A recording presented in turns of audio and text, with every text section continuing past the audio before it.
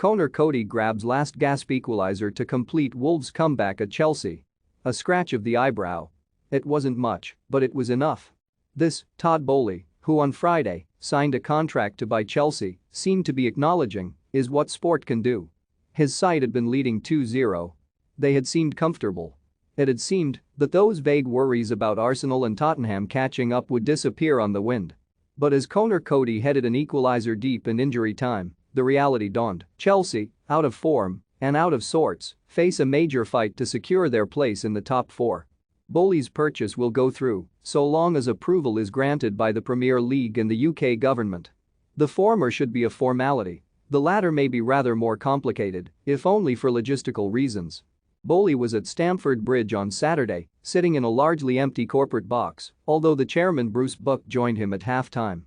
Given the patchy nature of much of the football before half-time, a lack of confidence in both sides manifesting in a curious game that at times managed to be simultaneously half-paced and frantic, he quickly became the center of attention. At every moment of action, the temptation was to look up to gauge his reaction. Like Roman Abramovich, whose sanctioning by the UK government forced the sale of the club, Boehly dresses down. Wearing sunglasses until the clouds came over midway through the second half, he was studiedly casual on Saturday, dressed in a long-sleeved t-shirt with sleeves pushed up to the elbows, one trainer-clad foot propped on the back of the seat in front of him. Then came a rite of passage.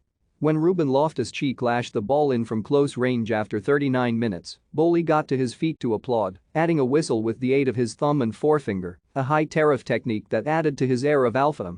This, it seemed to say, was somebody who had been a successful college athlete.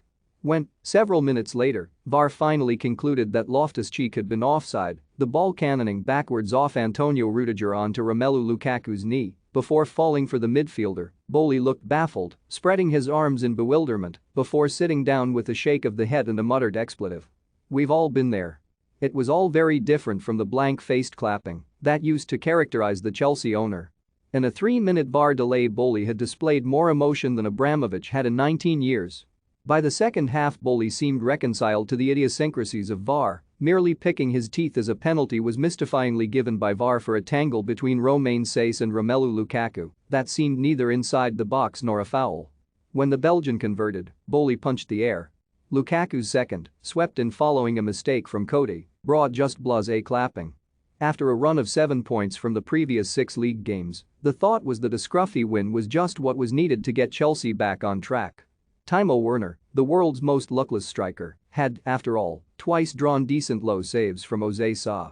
When he did finish neatly, he found himself penalized for a clip on Saiss's heel in the build-up. Somewhere, there is an enormous cache of goals with his name on it. The Wolves manager Bruno Lage had described last week's 3-0 defeat at home to Brighton as the worst performance of his time in charge.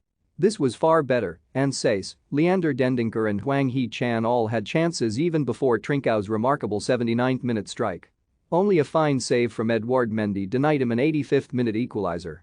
But just as it seemed Wolves would, slightly unfortunately, suffer an 8 defeat in 11 games, a late cross from the right brought Coady's leveler. It would clearly be an exaggeration to suggest that Chelsea need Champions League football, but qualification will make everything more straightforward for Boehly, both in terms of budgets and the club's capacity to attract players. Slowly, the clouds of sanctions are clearing, and the club's possible future is beginning to emerge, but only slowly, and the current dip in form is making everything more murky than it might otherwise have been.